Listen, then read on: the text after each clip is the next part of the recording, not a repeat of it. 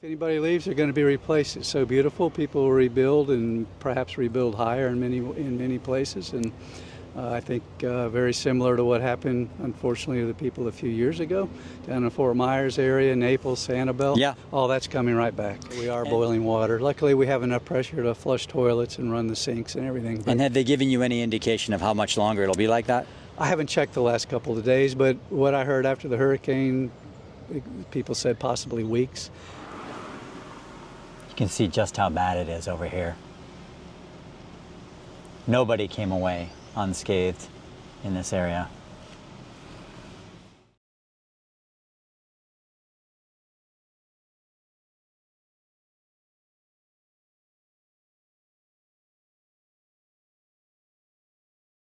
Morning, everybody. It is a beautiful Saturday morning in St. Pete Beach, Florida. It's a week and a day or so after Hurricane Helene, and situation in our neighborhood is still bad, but much better than other parts of the country and other the states, obviously. But so many of my neighbors still have like a lot of their belongings outside. You can see all of their flooring, their rugs, some of their furniture, and none of this stuff has been picked up yet. I have not been out to St. Pete Beach yet, so I wanted to come out to the beach area to see what this area looks like. And already, man, I'm over by the iconic Don Cesar. We've been here a million times before. We come here all the time. Never seen it like this, guys. It is so sad. You're just driving around the streets, and I'll show you a little bit of this, but people's belongings are just everywhere. And it's really sad to see. I wanted to come out and take a look at all this, especially because the media has been pissing me off lately, I have to be honest. A couple of articles, I mean many, I think, but a couple of the prominent ones in big newspapers. I was looking at the Wall Street Journal the other day, and I like the Wall Street Journal too. I mean, I've contributed to this newspaper. I've written many columns for them over the years. I generally like them. This headline absolutely sucked, bothered me. Let's put this on the screen here. This was the most popular. I noticed this because it was on the most popular list the other day. It was the #1 most popular story on the website. And this is literally just days after the hurricane here. The headline is, "In a Florida town ravaged by storms, homeowners all want to sell." That is complete and total bullshit. We do not all want to sell our houses. And I'm telling you, you see, mark my words, when the new census comes out in a year or whenever the hell the new one comes out, the population is not going to decline here. Some people are going to leave, other new people will arrive. People are going to rebuild here, believe me, because this is our home. We love this place. Here's another one, New York Times. Here's the headline: "As Florida storms worsen, some in Tampa Bay wonder, is living there worth it?" Everybody has to make that own decision for themselves, but I'm telling you, I think the vast, vast, vast majority of us think that it is worth it. And I just feel like the media is kind of dunking on us right now, and it really kind of pisses me off, to be honest with you. Anyways, I want to spend a little time this morning just looking around and seeing if there's any progress being made, and just get a feel for what's going on out here at the beach. Gosh, this is really bad, isn't it? So sad when you see like people who have all of their belongings outside. This is literally a few blocks from the beach here. Awful. So when you come over the bridge from St. Pete, there is a sign that says "heavy police presence," because they want to warn people not to loot, because I think there's been a lot of issues with that. People stealing stuff. And I'm telling you, man, anybody who steals after a hurricane, thieves after a hurricane, I hope they are punished incredibly severely, because look at this. Look at this. People have lost everything. And there were stories also here in St. Pete of some instances. Of course, there's been stories, wonderful stories too, of people helping their neighbors and doing great things. But there's also been some terrible stories too. Like, for example, one that I read was these people, their home was completely flooded, so they tried to salvage some of their most valuable belongings and put them in their 2 cars. And then you can probably guess what happened. They have all these valuable things in their cars, and guess what? They were robbed. All the stuff in their cars were taken, which is absolutely horrible. So yeah, unfortunately, these natural disasters, it brings out the best in some people, and it also brings out the worst in some people too. Usually you can enter the Don Cesar here on this side entrance, but the place is obviously still closed. You can hear there's a lot of big heavy machinery here still working on the remediation and trying to suck out all of the the water, obviously, from the building. This is really sad to see the Don Cesar in this kind of condition. Guys, this is my favorite hotel. One of my favorite hotels in the world, honestly. It's sad to see it like this. We're gonna walk over here to see whether this path to the beach is even open or not. Let's see if we can get out to the beach and take a look. See, I have no idea what the beach is gonna look like.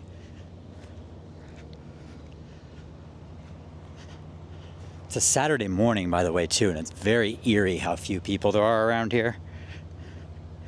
Everybody's still cleaning up, I guess, but usually on a Saturday morning, be a ton of people out here at the beach. And obviously, look at this. Oh my God. Wow. Never seen the beach look this bad before.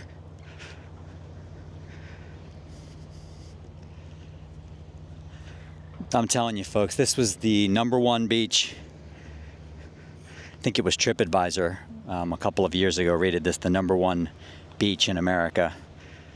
And it is usually absolutely pristine. This is just awful to see it like this.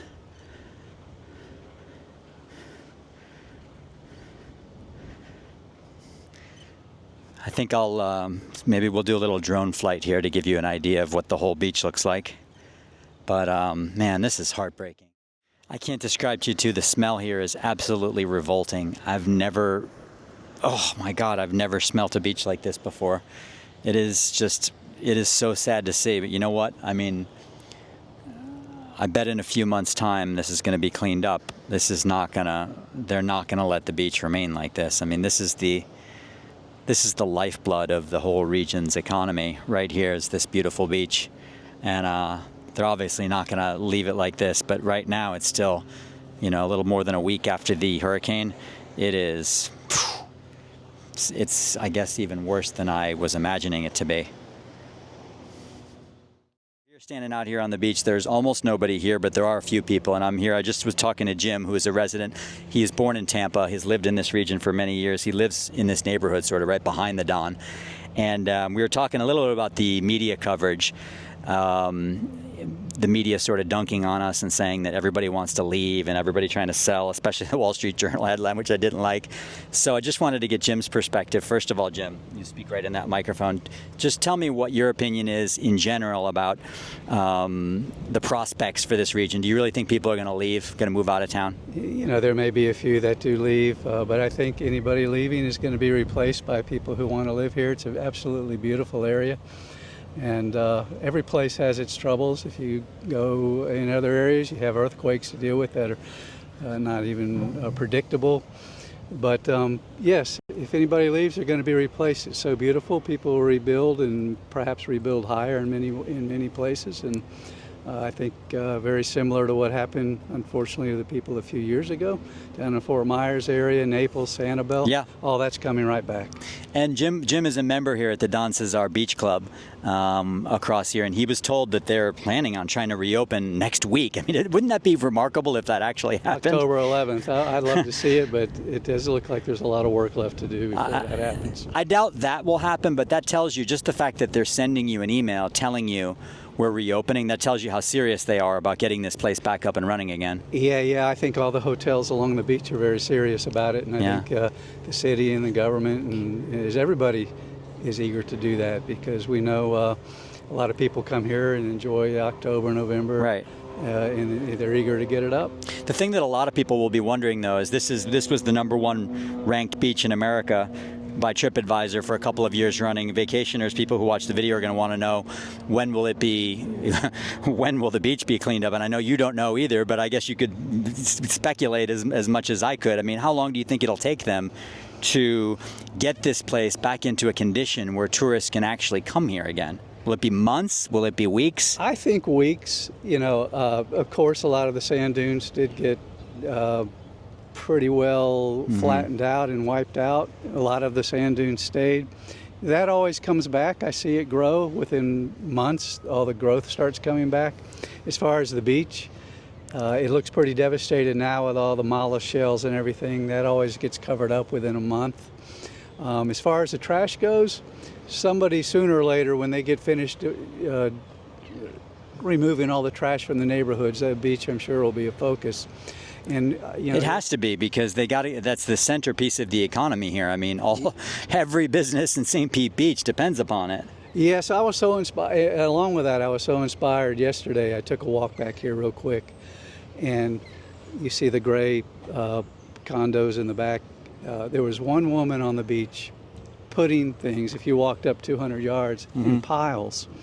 And I said, wow, that's awful nice of you to try to be doing that. And she said, I need to do something. I'm helping. So she started putting all this wood and debris in piles already. And my thought was, you get one person every 100 yards up and down this whole beach already putting things in piles, and this would be cleaned up pretty quick. Right. And maybe that'll happen soon. Right. And now at your house, you live right nearby. You're still boiling water, you said. Yes, the water has been non-potable. From my understanding is the main was pretty well breached from erosion, and from Johns Pass all the way to Fort DeSoto. So we are boiling water. Luckily, we have enough pressure to flush toilets and run the sinks and everything. And have they given you any indication of how much longer it'll be like that? I haven't checked the last couple of days, but what I heard after the hurricane, people said possibly weeks. I think that whoever's working on that is doing an extremely fast job, as much as they can, to get it done, because it serves all these hotels, so right, and all the homeowners. So I know there's a big impetus to get it fixed. And so was the second floor, I know you said the first floor of your house is uninhabitable. The second floor was untouched. Is everything okay on the second level? Yes. And so you can live up there? Yes. But does it have a bad smell? No. Oh, you're lucky. Didn't get any water at all. Okay, you're lucky. We came in and demoed as fast as we possibly could. You're lucky, because some of my neighbors, the bad smell has remained with the flooding. Some of them had 3, 4, 5 feet of water, and the bad smell has remained. Well, everything that got flooded, we had about 3.5 feet of water in our on our bottom floor, but all of that drywall and all the materials were removed and thrown out within a couple days. So fortunately, it's all drying out. You can still see the water line inside, the masonry block, some of those studs, but it's all drying out now. Well, good luck. I mean, it's just absolutely awful. At least it could have been worse, right? Could have been a lot worse. For us, we're very fortunate we had another floor. There's people in the neighborhood that are only one floor and there's nowhere to go, and that's what they've got. It's a terrible situation for those people. Well, it's good to meet you, Jim. Thank you so much for speaking with us and everybody. I appreciate it. You too. Thank you. Hate to see this. This is what the iconic Don Cesar looks like right now. Not too bad, but I mean, not what it's supposed to be either. That's for sure. I think this has got to be the weirdest thing that I've seen out here on the beach so far. It's a lion, like a stuffed lion out here. Check this out. How the hell, where did this come from? It's like probably some child's stuffed animal washed out here. And the smell on the beach. I feel really sick, to be honest with you, right now. Driving now south towards Paso Grill, south tip of St. Pete Beach, and just everywhere. People's belongings are everywhere. It is just atrocious. Never seen anything like this.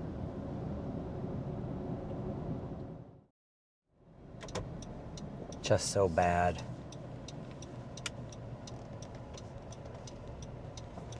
A lot of the residents weren't able to, pretty much everybody out here evacuated. In my neighborhood, a lot of people did not evacuate, including me, even though we were supposed to.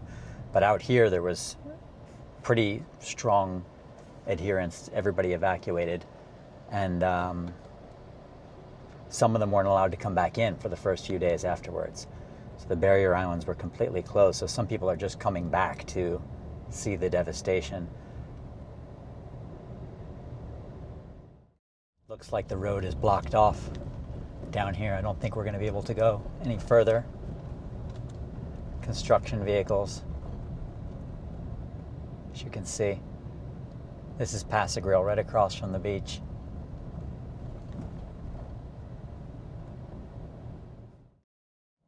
Okay, and down here it's restricted to residents only beyond this point, so I'm not going to try to go down there.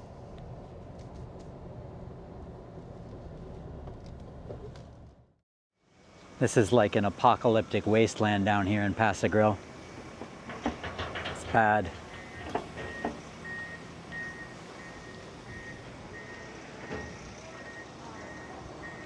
But look, they're already working on it. Gonna rebuild here, folks. They're already rebuilding, they're already cleaning up. Just give us a little time. God, it's so sad though. There's one family of hardy beachgoers. Look at that. There's one group of people out on the beach. And the Paradise Grill here, which is a great spot, closed down obviously. It actually doesn't look quite as bad down here as it does up near the Don Cesar. You can see just how bad it is over here. Nobody came away unscathed in this area.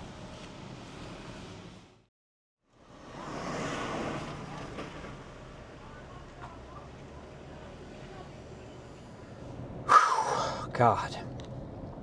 As awful as it is, and it was worse than I thought, and as heartbreaking as it is, I still believe fully that this is all going to rebuild. Everybody out here is going to clean up, and they're going to rebuild this place, and it's going to take a lot of time and a lot of money, and our homeowners insurance and our flood insurance and our auto insurance are all going to skyrocket even more than they were before. And some people won't be able to afford it and will leave town, or have just had it with hurricanes and will leave town. But again, new people I think are going to move in. And I think the media counting this area out and thinking that there's going to be a wide-scale exodus of people from St. Pete and St. Pete Beach, I do not think that is going to happen, because this is our home and we love it here. And I'm going to post another video for you folks, let's say in a few months from now, and I'm going to show you the progress, and you're going to see that things are going to get better.